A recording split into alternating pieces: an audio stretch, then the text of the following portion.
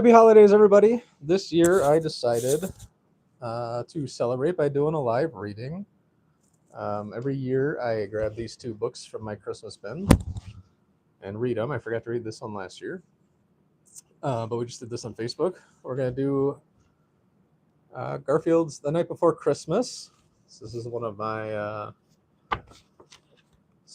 traditions. This is what I do every year. I'll let you guys go ahead and comment your traditions. Another thing is a tradition. My great grandma used to give us a bucket of Maurice Linnell pinwheel or cookies, but in those buckets were these Maurice Linnell style pinwheel cookies. And I've been missing them for about 15 years now since they closed. And so this year I decided to bite the bullet and actually recreate them. So if you go to johnnyandelles.com, JohnnyAndelles, you can find the pinwheel cookies, luscious shortbread, decadent butter cookies, cranberry toasted pecan crackle cake, all kinds of stuff. Also, the Chicago Johnny's spices. Our version of Johnny and Elle's sells them. JohnnyandElles.com for that too. The Sunday gravy and meatball seasoning, pizza seasoning, Italian beef gravy seasoning, cold cut sandwich seasoning. So if you go to JohnnyandElles.com, that's where all our online stuff is now. At Chicago Johnny's says downsized. We got rid of the warehouse. We went to wholesale only. Other people are doing the online sales. If you go to Amazon, you can find Chicago Johnny's Jardiniere still. But we're not doing that anymore. It just wasn't. It's too expensive to ship the glass. We weren't making any money on it. Got rid of the warehouse. Downsized. Now we have all this free time. We started Johnny and Elle's Gourmet Bakery and Spice Blends to get back into the kitchen and play around a little bit. With this drastic shift came a drastic shift in a mindset. So from Chicago Johnny's, we're going to Johnny and Elle's. From the free cooking style, like free thought process of doing baking, which is a totally different part of my brain I'm trying to develop. It's very methodical. It's very mathematical. It's very scientific. Cooking is just, instinct, a lot of instinct. Baking, you can't do that. So it's a fun experiment for me. If you have been with Chicago Johnny's for a long time, you'll remember there was a year where I was selling baked goods online. Butter cookies, sugar cookies, the double chocolate fudge cookies, chocolate chip cookies, and the candied nuts. So when we found a kitchen in town here, and we were trying to develop a catering menu, and it just wasn't working out. So why don't we go back to baking? Let's redevelop that. Instead of running away from baking, which is so methodical, I wanted to go back into and develop that part of my brain. So that's what we're doing now. It's been a hell of a year. Absolutely insane. We'll get to some questions at the end if you guys have any questions about Chicago Johnny's or Johnny and Elle's or the cookbook, the Chicago Pizza Cookbook. But I am that Johnny of all those things. So, without further ado, Garfield's Night Before Christmas. 'Twas the night before Christmas when all through the house not a creature was stirring, not even a mouse. The stockings were hung by the chimney with care in hopes that St. Nicholas soon would be there. Got some Garfield illustrations. I'm a Garfield nut. I don't know if you are or are not, but if you are not, it's a fun little jaunt to go through. The children were nestled all snug in their beds, while visions of sugar plums danced in their heads.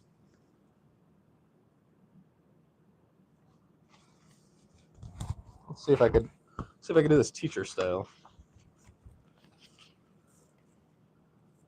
And Mama in her kerchief and I in my cap had just settled our brains for a long winter's nap. There's Garfield sleeping. When out on the lawn there arose such a clatter, I sprang from my bed to see what was the matter. Away to the window I flew like a flash, tore open the shutters and threw up the sash. Garfield saying, "This had better be worth it."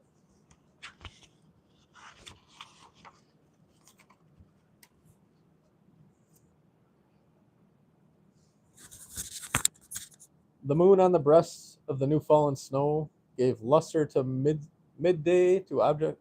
Let's start that one over.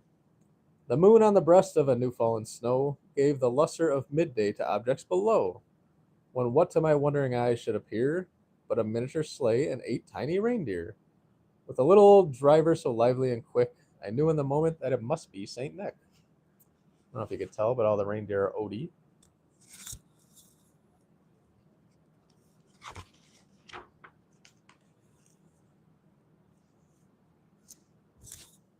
More rapid than eagles, his coursers they came, and he whistled and shouted and called them by name. Now Dasher, now Dancer, now Prancer and Vixen, on Comet, on Cupid, on Donder and Blitzen, to the top of the porch, to the top of the wall. Now dash away, dash away, dash away all.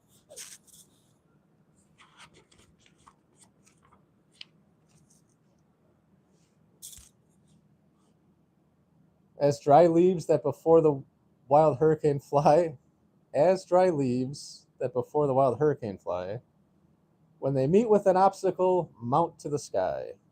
So up to the housetop the coursers they flew, with a sleigh full of toys and St. Nicholas too. And then in the and then in a twinkling I heard on the roof the prancing and pawing of each little hoof. As I drew in my head and was turning around, down the chimney St. Nicholas came with a bound.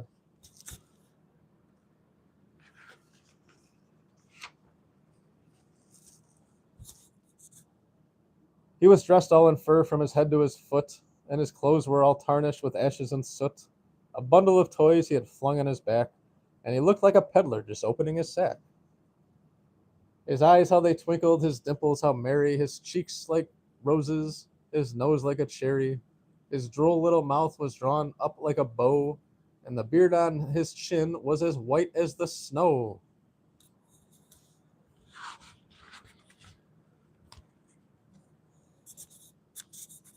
The stump of a pipe he held tight in his teeth, and the smoke it encircled his head like a wreath.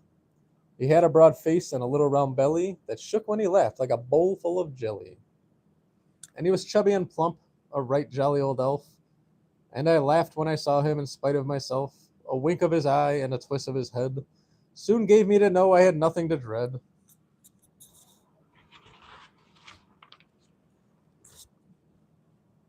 He spoke not a word, but went straight to his work, and filled all the stockings, and turned it with a jerk, and laying his finger aside of his nose, and giving a nod up the chimney he rose.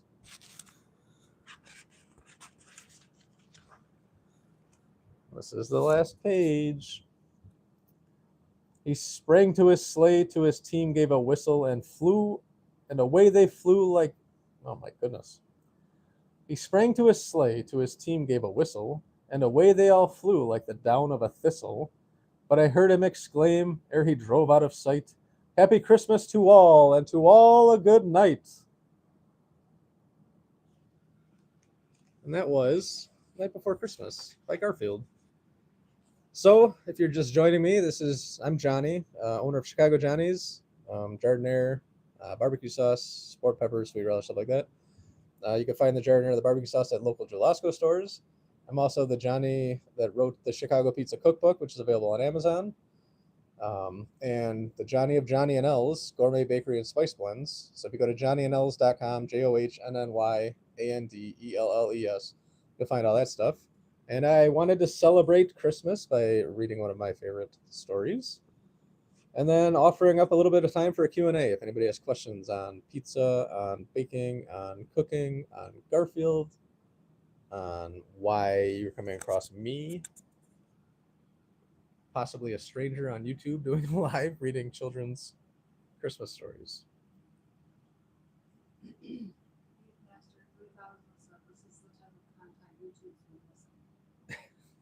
Well, thank you. As I was reading this, I was having a good time. I have not read aloud for quite some time, ridiculous amount of time. So it was a little weird to go through. But as I was reading it, I thought, what if I read stories for fun once a week? Something unrelated to the business, a little more fun. Just to see how that goes. So, what do you say, McMaster 3000? Beef Master. This is a McMaster on Facebook.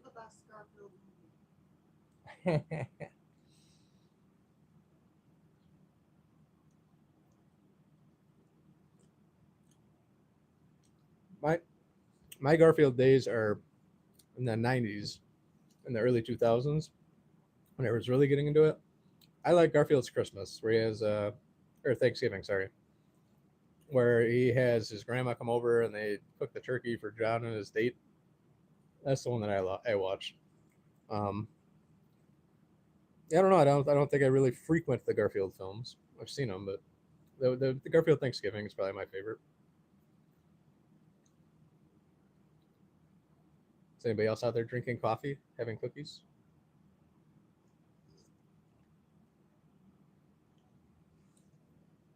Does anybody have questions on pizza, Chicago style food, Johnny and Elle's Bakery, Chicago Johnny's?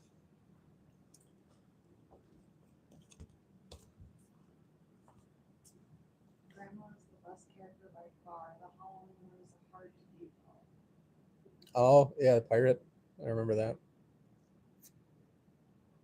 I miss Garfield. I used to have all the books. This is a little weird story for you, I guess. I didn't have all the books. I had a significant amount of them.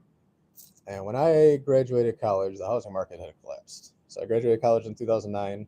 Nobody was hiring. My student loans were 970 a month, I believe it was.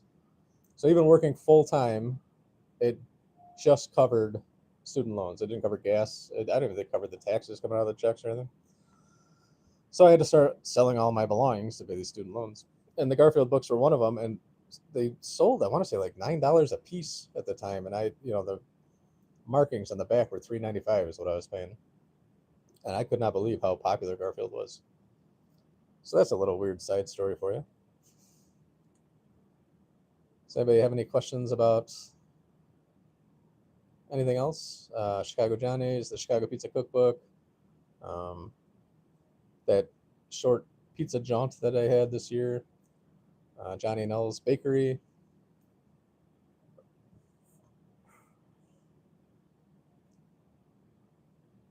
Nada, huh? Well, hopefully we do end up doing something like this every now and again. This was actually kind of fun. Let's see what other kind of books I have that I could do a reading of.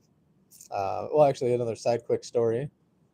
I'm looking at our bookshelf over there, and a lot of those books are cookbooks from mid-century, and that is what I remember reading in my later childhood, like 7 to 15.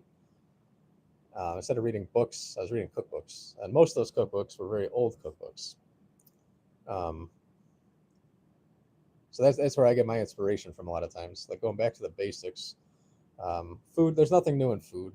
We've all heard people say that, chefs, when we're talking to them. Everything is a adaptation of something else, it seems like. So I really agree with that statement. There's really not a whole lot new in food.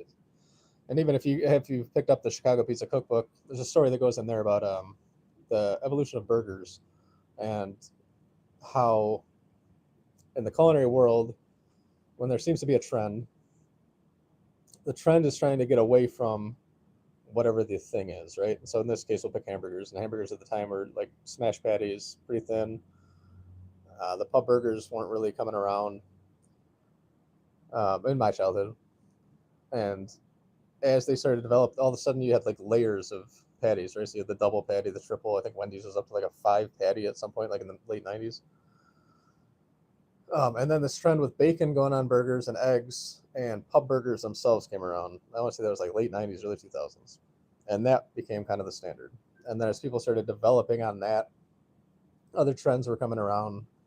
Um, the pretzel buns, making it a heavier sandwich, stuff like that, to get away from what initially was, which was a thin patty smashed on a flat top before it went to like the whole Americana of grilling, it's flat topped, thin patties.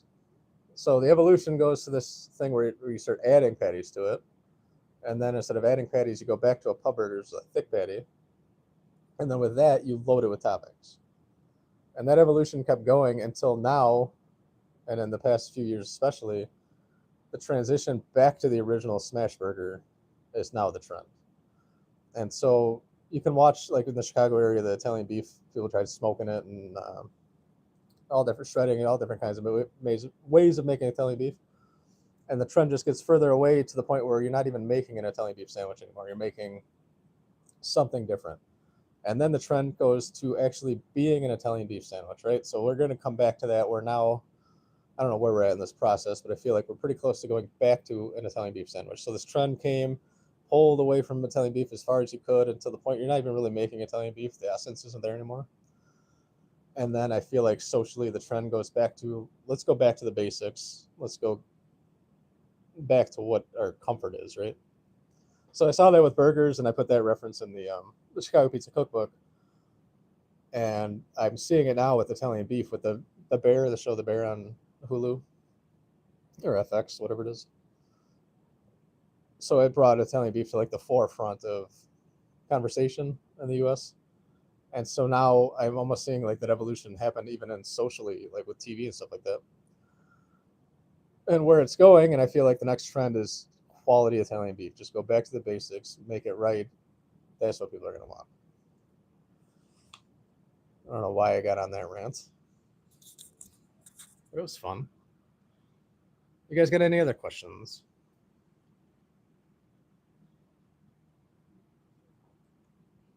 Chicago Johnny's, Johnny and Elle's, food, baking, cooking.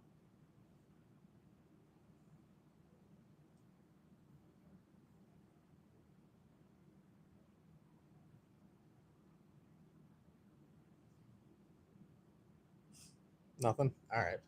I appreciate everybody taking the time to watch this. Thank you. Hopefully, we do some more lives. Just do something other than straightforward focus on like food and cooking for you guys. Maybe we do some more Q&As and lives and a little more interactive stuff. So I appreciate it. Happy holidays to everybody. I hope you're safe, you're happy. Spend some time with family and friends. Read a good, Garfield Christmas book or something like that. And Merry Christmas and Happy Holidays.